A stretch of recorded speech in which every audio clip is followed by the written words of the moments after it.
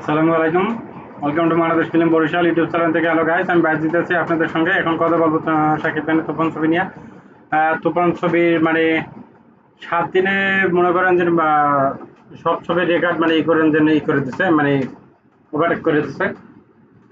Animal বলেন, জাওয়ান বলেন, তারপর কি আপনার স্পাইডারম্যান বলেন, তারপর আর অন্যান্য যে ছবিগুলো আছে মানে সব ছবিরই মানে রেকর্ড ব্রেক করে দিচ্ছে মানে মাত্র 7 দিনে।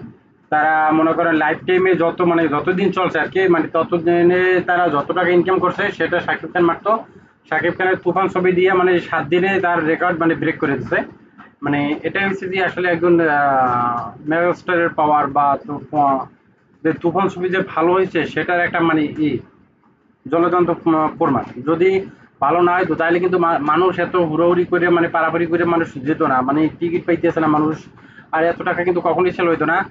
ধরেন আপনার জওয়ান আর অ্যানিমেলের আপনার সেল হয়েছে যে লাইফ টাইম সেল হয়েছে যে 3,93,00,000,000, ঠিক আছে।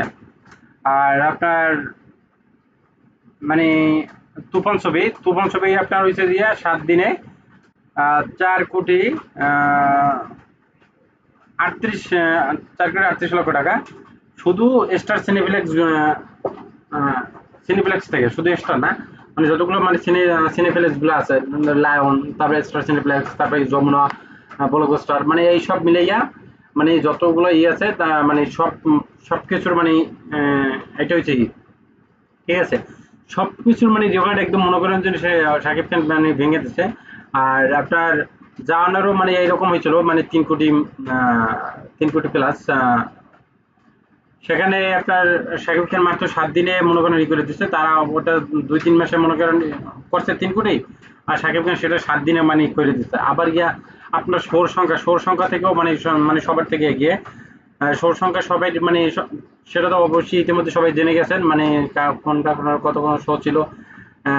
জাহানের ছিল 41টা শো, আর সেখানে সে শোগুলো মনে করেন যে তছনছ করে ভেঙে দিচ্ছে। এবং কি আপনার অ্যানিমেলের শো, মানে তারপরে স্পাইডারম্যানের শো।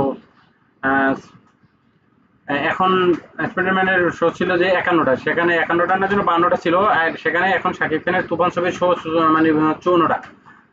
তাহলে মনে করেন এই ছবিটা আসলে মানে ক্রেজ মানে কি পরিমাণে, এবং কি আসলে ছবিটা অসাধারণ একটা ছবি হয়েছে। প্লাস আপনার এখানে যারা যারা মানে এই ছবিতে অভিনয় করছে প্রত্যেকের অভিনয় মানে দুর্দান্ত ছিল, এবং কি রায়হান রাফির মেকিং ছিল মানে অসাধারণ।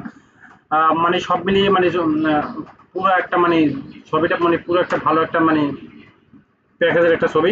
যেমন গল্প যেমন গ্যাংস্টার টাইপের, তারপরে গিয়ে মানে গল্পের ভিতরে আছে ক্লাসিক টাইপের একটা আছে, বা ক্লাসিক বলেন বা মেলোডিয়াস বলেন, যেটাই বলেন, মানে ওই যে একটা হাই আছে, বাইফে আছে, রসালো কিছু, যে কারণে আসলে তারা করতে ভালো পারছে। এবং কি গ্যাংস্টার শাকিব খান যে ছবিতে থাকে ওই ছবিতে এমনিতেই হাইট থেকে তুঙ্গে। এবং এই বছর যুক্তি হয়েছে আবার পরিচালক রায়হান রাফি, মনে করেন প্লাস প্লাস যুক্ত হয়ে মনে করেন যে ব্লাস্ট হয়ে গেছে।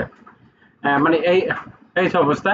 মানে আপনাদের কাছে আসলে খবরটা শুনে কি রকম লাগলো? আসলে আমাদের বাংলা ছবি যে এরকম মানে হাইপ তুলতে পারে এবং কি এত মানে কালেকশন করতে পারে অল্পের অল্পে, সেটা আসলে ধারণার বাইরে ছিল।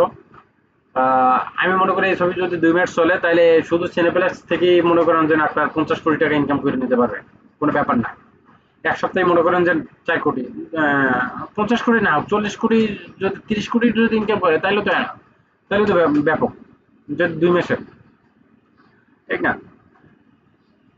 যাক, এরকম সবাই বাংলা ছবির পাশে থাকবে, বাংলা ছবিকে সাপোর্ট করবেন। আর আমার চ্যানেলটা যারা নতুন দেখতেছে তারা আমার চ্যানেলটাকে সাবস্ক্রাইব করবেন। এই পর্যন্তই। আর লাইক কমেন্ট শেয়ার করবেন। পরবর্তী আবার কোনো ভিডিওতে কথা হবে, সে পর্যন্ত ভালো থাকুন। আল্লাহ হাফেজ, আসসালামু আলাইকুম।